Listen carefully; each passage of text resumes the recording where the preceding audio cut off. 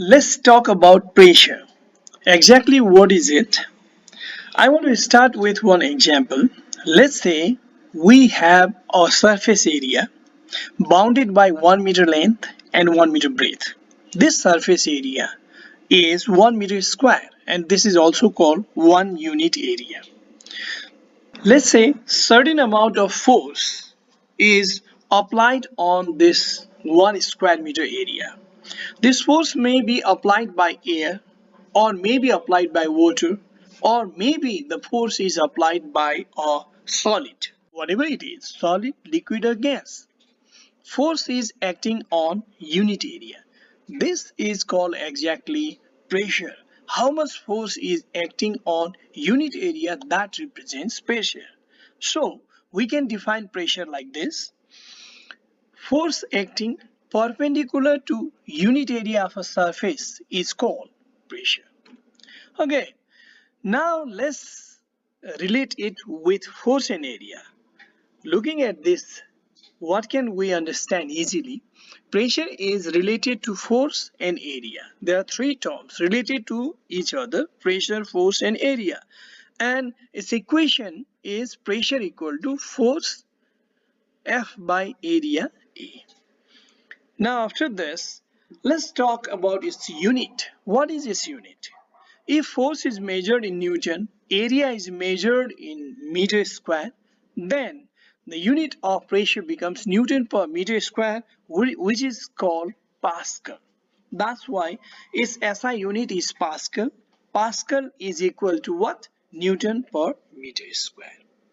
Okay, now what is 1 Pascal pressure? Now I want to tell you about 1 Pascal pressure. Let's say 1 Newton force is acting on 1 square meter area. It means 1 unit force is acting on 1 meter square area. Then if 1 Newton force is acting on 1 unit area, then it is called 1 Pascal pressure. That's why 1 Pascal can be defined this way: pressure exerted by 1 Newton force on a 1 meter square surface area is called 1 Pascal pressure.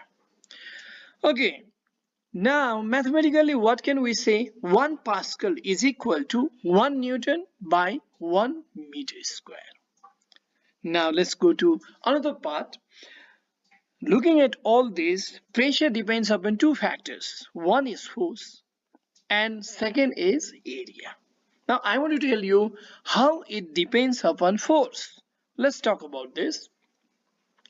Look at this is the force acting on 1 square meter area, 1 unit area. If the value of force is 10 Newton, then what will be the value of pressure? Pressure is force by area, it comes 10 Pascal. But if 100 Newton force is acting on the same 1 meter square area, then we can calculate pressure and it comes 100 Pascal. Now compare these two pressure. In first case it is 10 Pascal only. In second case it is 100 Pascal. What the difference? Difference is the value of force. In first case force is only 10 Newton. In second case it is 100 Newton. It means when force increases, pressure increases. That's why we can relate force and pressure this way. Pressure is directly proportional to the force, meaning if it increases in pressure increases with the increase of force and pressure decreases with the decrease of force. Okay, this is one conclusion. Now let's talk about the second one, how pressure depends upon area. Now let's take some example. Look at this. Force is acting on 1 square meter area and value of force is 100 Newton.